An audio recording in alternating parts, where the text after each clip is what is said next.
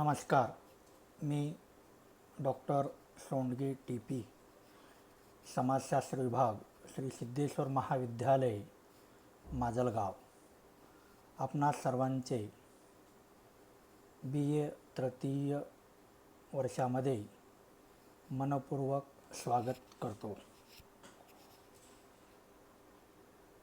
BA तृतीय वर्षाच्या 5व्या सेमिस्टरमध्ये समाजशास्त्र विषयात जे वेगवेगळे पेपर आपण अभ्यासणार आहोत त्यामधील पेपर क्रमांक 9 सोशोलॉजिकल ट्रॅडिशन्स म्हणजेच समाजशास्त्रीय परंपरा हा एक पेपर या सत्रामध्ये आपल्याला अभ्यासावयाचा आहे. या पेपरमध्ये जे वेगवेगळे प्रकरणं समाविष्ट करण्यात आलेली आहेत त्यामधील प्रकरण क्रमांक 1 समाजशास्त्रीय विचारांचा उदय. या प्रकरणामध्ये प्रामुख्याने आपल्याला सामाजिक विचारांचा उदय, समाजशास्त्राचा उदय आणि त्या उदयाची पार्श्वभूमी जाणून घ्यावयाची आहे. त्याकरिता सामाजिक विचार, सामाजिक विचारांचा उदय, सामाजिक तत्त्वज्ञान ते समाजशास्त्र संक्रमणावस्था, फ्रेंच राज्यक्रांती आणि औद्योगिक क्रांती या बाबींच्या अनुषंगाने आपण समाजशास्त्रीय विचारांचा उदय आणि समाजशास्त्राचा उगम समजून घेण्याचा प्रयत्न करणार आहोत. आजच्या या तासिकेमध्ये आपण या प्रकरणाची सुरुवात करत असताना प्रथमतः सामाजिक विचार, सामाजिक विचारांचा उदय, सामाजिक विचारांचा अर्थ आणि त्यानंतर आपण सामाजिक तत्त्वज्ञान ते समाजशास्त्र ही विचाराची जी संक्रमण अवस्था आहे त्याचा विचार करणार आहोत. प्रथमतः सामाजिक विचाराचा अभ्यास करत असताना आपण ही बाब लक्षामध्ये घेतली पाहिजे की मानव प्राणी आणि विचार प्रक्रिया यांचे अतूट असे नाते असून जेथे मनुष्य तेथे विचार आणि जेथे विचार तेथे मनुष्य हे समीकरण ठरलेले आहे.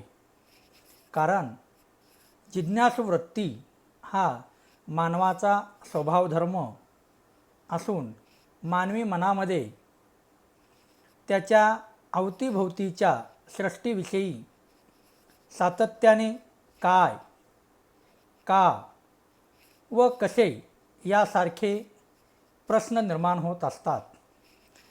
या प्रश्नांची उत्तरे शोधण्याच्या प्रयत्नातून मानवी विचाराचा, ज्ञानाचा उगम झाला. म्हणजेच मानवाच्या जिज्ञासू वृत्तीतून विचार आकाराला आला व त्या विचाराने सामाजिक विचारापर्यंत मजल मारली. असे जरी असले तरी मानवी समाजाच्या निर्मितीबरोबरच सामाजिक विचारांची निर्मिती झालेली आढळते. कारण दैनंदिन जीवन जगत असताना मानवाला अनेक समस्यांना तोंड द्यावे लागते. तेव्हा निर्माण झालेल्या अडचणी, समस्या तथा प्रश्न कसे सोडवायचे यावर मनुष्य जेव्हा विचार करू लागला तेव्हा त्यातून सामाजिक विचाराचा उदय झाला. याशिवाय जेव्हा माणूस आजूबाजूच्या नैसर्गिक सामाजिक जीवनावर व्यक्ती आणि समूहाच्या संबंधावर व जीवनातील एकूण गुंतागुंतीचा विचार करतो, तेव्हा त्यातून सामाजिक विचार आकाराला येतात. याचे कारण स्पष्ट करत असताना भारतीय समाजशास्त्रज्ञ प्राध्यापक आर्यन मुखर्जी असे म्हणतात की व्यक्ती व समूहातील परस्पर संबंध आणि वेगवेगळ्या समस्या कोणत्या ना कोणत्या तरी स्वरूपात पूर्वी अस्तित्वात होत्या आणि जोपर्यंत मानवी समाज स्वतःचे अस्तित्व टिकवून राखल तोपर्यंत त्या अस्तित्वात राहणार आहेत. त्यामुळे आर्यन मुखर्जीच्या या विचाराच्या तथा मताच्या संदर्भाने विचार करता असे लक्षात येते की मानवी समाजाच्या निर्मितीबरोबरच सामाजिक विचारांचा उगम झालेला आहे आणि त्या आधारेच मानवी समाजाचा टप्प्याटप्प्याने विकास होत गेलेला असून आजची मानवी समाजाची जी काही स्थिती आहे ती त्यास प्राप्त झालेली आहे. एकूण विचार करता दैनंदिन सामाजिक सांस्कृतिक वैयक्तिक कौटुंबिक समूह जीवन जगत असताना निर्माण झालेल्या अडचणी आणि त्या कशा सोडवता येतील यावर जेव्हा मनुष्य विचार करू लागला तेव्हा सामाजिक विचारांचा जन्म झाला असे सामान्यतः आढळून येते.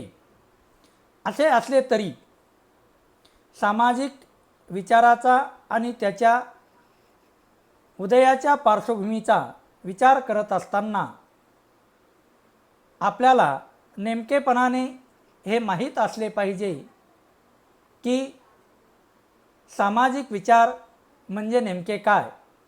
कारण सर्वच विचार हे काही सामाजिक विचार या संज्ञेस पात्र ठरत नाहीत.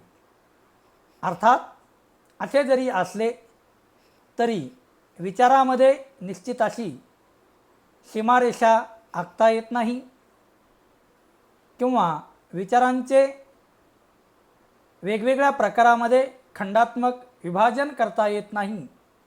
ही बाब लक्षात घेऊन आपणाला कोणत्या विचाराला नेमकेपणाने सामाजिक विचार म्हणता येईल हे समजून घेणे गरजेचे ठरते व त्यासाठी सर्वात उपयुक्त असा जो मार्ग आहे तो म्हणजे सामाजिक विचाराच्या वेगवेगळ्या अभ्यासकांनी तथा समाजशास्त्रज्ञांनी ज्या व्याख्या केलेल्या आहेत त्या व्याख्या आणि त्या व्याख्यांचा अर्थ समजून घेणे महत्त्वपूर्ण ठरते.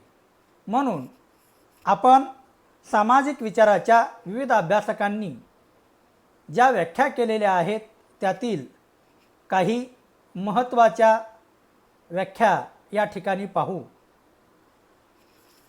ज्यामध्ये प्रामुख्याने वेगवेगळ्या अभ्यासकांनी सामाजिक विचाराच्या व्याख्या जरी केलेल्या आढळत असल्या तरी प्रामुख्याने प्राध्यापक आर्यन मुखर्जी व प्राध्यापक E.S. बोगार्स यांनी सामाजिक विचाराचा जो अर्थ लावलेला आहे तो अर्थ जाणून घेण्यासारखा आहे, सामाजिक विचाराच्या आकलनाच्या दृष्टीने उपयुक्त आहे. म्हणून प्राध्यापक आर्यन मुखर्जी, प्राध्यापक ES बोगार्स यांच्या सामाजिक विचारांच्या व्याख्यांसह अन्य काही व्याख्यांचा आपण विचार करू, त्या समजून घेऊ. प्राध्यापक आर्यन मुखर्जी असे म्हणतात की सामाजिक विचार ही विचाराची अशी शाखा आहे की जी सामाजिक ऐतिहासिक पार्श्वभूमीवर मानवी आंतरसंबंध व आंतरक्रियांचा अभ्यास करते. याचा अर्थ असा होतो की सामाजिक विचाराचा आधार हा समाजाच्या ऐतिहासिक पार्श्वभूमीवर मानवी आंतरसंबंध व आंतरक्रिया यावर आधारलेला असतो. याशिवाय प्राध्यापक ES बोगार्स हे सामाजिक विचाराची व्याख्या करत असताना असे म्हणतात की मानवी भूतकाळ आणि वर्तमान काळ यातील एक किंवा अनेक व्यक्तींनी सामाजिक समस्येसंबंधी व्यक्त केलेला विचार म्हणजे सामाजिक विचार होय. प्राध्यापक ES बोगार्सच्या सामाजिक विचाराच्या या व्याख्येचा अर्थ असा होतो की गतकालीन मानवी समाज जीवनामध्ये आणि वर्तमानकालीन मानवी समाजामध्ये ज्या काही विविध प्रकारच्या सामाजिक समस्या, सामाजिक अडचणी तथा सामाजिक प्रश्न मानवासमोर उभे राहतात, त्या प्रश्नांच्या अडचणींच्या संदर्भामध्ये त्या काळातील एक किंवा एकपेक्षा अधिक व्यक्तींनी व्यक्त केलेला विचार निसंशयपणे सामाजिक विचार या संज्ञेस पात्र ठरतो. तर समाजशास्त्राच्या शब्दकोशामध्ये म्हणजेच डिक्शनरी ऑफ सोशॉलॉजीमध्ये सामाजिक विचाराचा जो अर्थ दिलेला आहे त्यानुसार व्यक्तीचे आपल्या सहवासातील व्यक्तीशी असणारे संबंध आणि कर्तव्याप्रती असलेले विचार म्हणजे सामाजिक विचार होय. समाजशास्त्राच्या शब्दकोशातील सामाजिक विचाराची ही व्याख्या देखील प्रामुख्याने मानवी आंतरसंबंध आणि मानवाचे अन्य मानवाच्या संदर्भातील असणारी कर्तव्ये याकडेच निर्देश करताना दिसते. तसेच रॅलिन चॅम्बलिस या समाजशास्त्रज्ञांनी सामाजिक विचाराची अत्यंत सरळ साधी अशी व्याख्या केलेली आहे. ती अशी की मानवाच्या इतर मानवाशी होणाऱ्या संबंधाशी सामाजिक विचार निगडीत असतात.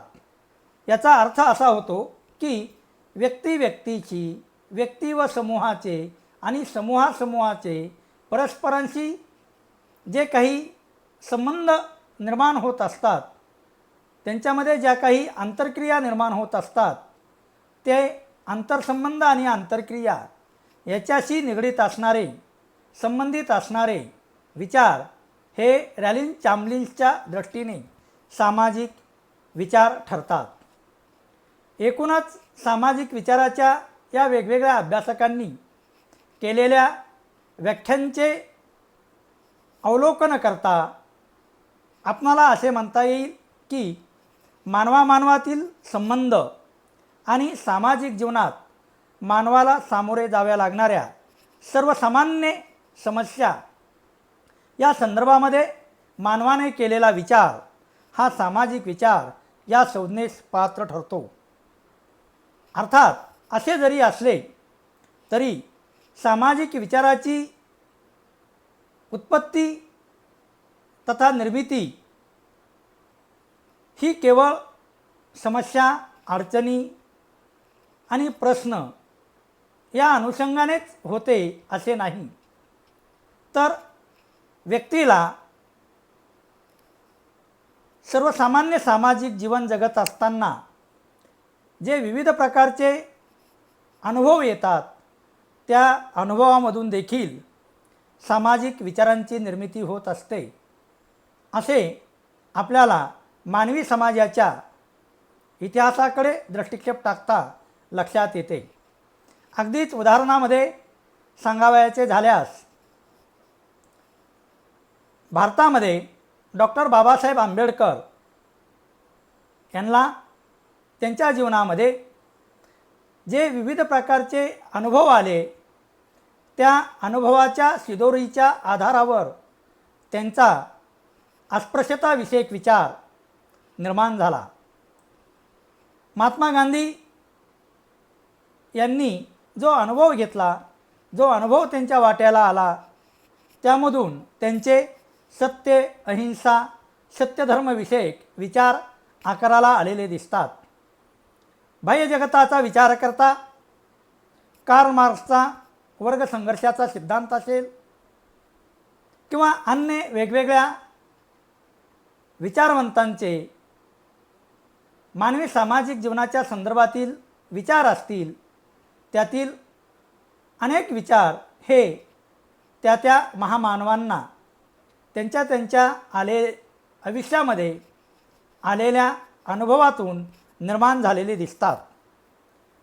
म्हणूनच मनुष्य आणि सामाजिक जीवनातील वास्तवता यांच्याशी संबंधित असणारे सर्व विचार हे सामाजिक विचार या संज्ञेस निसंशयपणे पात्र ठरतात असे आपणास म्हणता येईल.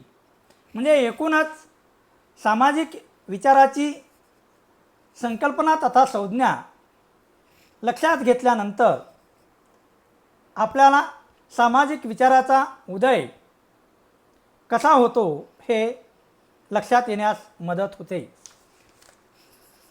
हा जो काही सामाजिक विचार आहे, तो सामाजिक विचार म्हणजेच एका अर्थाने सामाजिक तत्त्वज्ञान.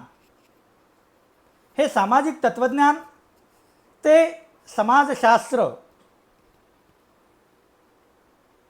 एक संक्रमण अवस्था, transaction from social philosophy to sociology. सामाजिक तत्त्वज्ञान समाजशास्त्रापर्यंत सामाजिक तत्त्वज्ञानाचा जो काही प्रवास आहे, त्यातून समाजशास्त्राचा उदय तथा उगम कसा झाला हे या पार्श्वभूमीवर जाणून घेत असताना असे दिसते की विश्वामध्ये सातत्याने ज्या काही घडामोडी चालत असतात, त्या संदर्भामध्ये या अगोदर मी म्हटल्याप्रमाणे काय, कसे व का यासारख्या प्रश्नाची उत्तरे अनादी काळापासून मानव शोधत आलेला आहे. ते केवळ जिज्ञासू वृत्तीमुळेच. सुरुवातीला मानवाने स्वतःच्या सभोवतालीचे जे भौतिक विश्व आहे, त्या भौतिक विश्वाच्या आणि भौतिक विश्वातील स्वतःच्या स्थानाच्या संदर्भामध्ये स्वतःला काय, कसे व का यासारखे प्रश्न विचारले व स्वतःच्या बौद्धिक कुवतीनुसार या प्रश्नांची उकल करण्याचा जो प्रयत्न केला, त्यातून मानवाला जी उत्तरे प्राप्त झाली, त्यामुळेच तत्त्वज्ञानाचा उगम तथा उदय झाला व पुढे तत्त्वज्ञान विकसित होत गेले आणि त्यातूनच पुढील काळात सामाजिक तत्त्वज्ञान उदयास आले.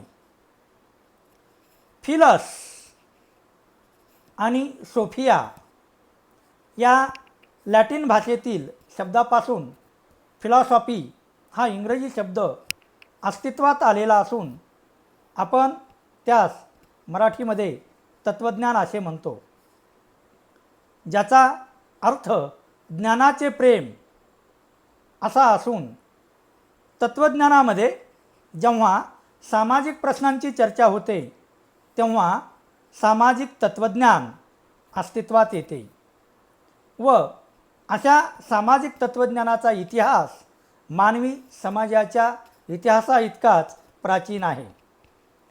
ज्या तत्त्वज्ञांनी सामाजिक प्रश्नांचा विचार केला त्यामध्ये प्रामुख्याने प्लेटो, अरिस्टॉटल यांच्याही पूर्वी सॉक्रेटिस, सोफिस्ट यांच्यापासून ते आजपर्यंतच्या सर्व तत्त्ववेत्त्यांचा समावेश करावा लागेल. अर्थात असे असले तरीसुद्धा अगदी सुरुवातीला हे सामाजिक तत्त्वज्ञान लोककथा, जनरीती, उखाणे, म्हणी, वाक्प्रचार याद्वारे मांडले जात असत. पुढे प्रबोधन युगामध्ये तर्क आणि कारण या दोन बाबींना सत्याचा शोध घेत असताना जे महत्त्व प्राप्त झाले त्यातून सामाजिक शास्त्राचा उगम झाला आणि याच काळात वेगवेगळ्या प्रकारचे 4 विचारप्रवाह उदयास आले. ते 4 विचारप्रवाह म्हणजे बुद्धिवादी विचारप्रवाह, अनुभववादी विचारप्रवाह, मानवतावादी विचारप्रवाह, आदर्शवादी विचारप्रवाह हे होत. अर्थात वरवर पाहता हे सर्व 4ही विचारप्रवाह भिन्न भिन्न स्वरूपाचे वाटत असले तरी ते पूर्णतः एकमेकांपासून वेगळे आहेत असे मात्र नाही. तर बुद्धिवादी विचारप्रवाह, अनुभववादी विचारप्रवाह, मानवतावादी विचारप्रवाह आणि आदर्शवादी विचारप्रवाह हे 4ही विचारप्रवाह जसजसे विकसित होत होते,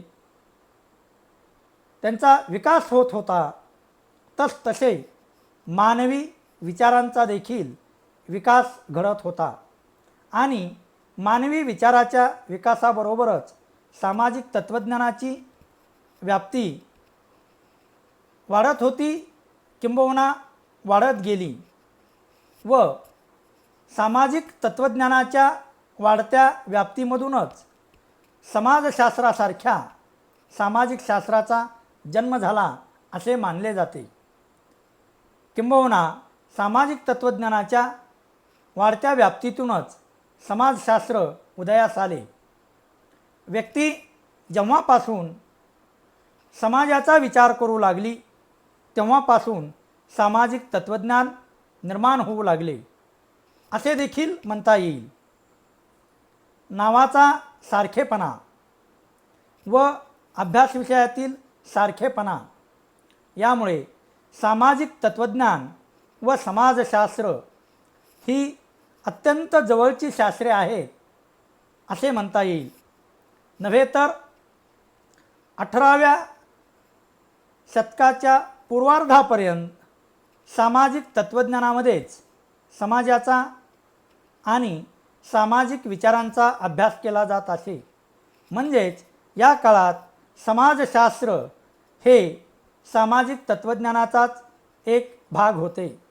परंतु मानवी विचाराची बैठक जसजशी व्यापक बनत गेली किंबहुना व्यापक बनू लागली त्यामुळे सामाजिक जीवनाचा अभ्यास करणाऱ्या सामाजिक तत्त्वज्ञानापेक्षा वेगळ्या शास्त्राची गरज भासू लागली आणि त्यातून समाजशास्त्राचा उदय तथा जन्म झाला. म्हणजेच सामाजिक विचार, सामाजिक तत्त्वज्ञान, सामाजिक विचाराची तथा सामाजिक तत्त्वज्ञानाची वाढती व्याप्ती, प्रबोधन युगामध्ये अस्तित्वात आलेले भिन्न भिन्न विचार प्रवाह, त्यातून विविध सामाजिक शास्त्रांचा झालेला उदय आणि विकास व सामाजिक तत्त्वज्ञानाच्या वाढत्या व्याप्तीमुळे मानवी समाज जीवनाचा अभ्यास करणाऱ्या स्वतंत्र शास्त्राची वाटू लागणारी आवश्यकता तथा गरज यातून मानवी समाज जीवनाचा अभ्यास करणाऱ्या समाजशास्त्राचा उदय तथा उगम झाला असे आढळून येते. धन्यवाद. थँक्यू. या पुढील तासिकेमध्ये आपण प्रबोधन युग आणि प्रबोधन युगाचे बौद्धिक संदर्भ जाणून घेऊ किंवा समजून घेऊ. धन्यवाद. थँक्यू.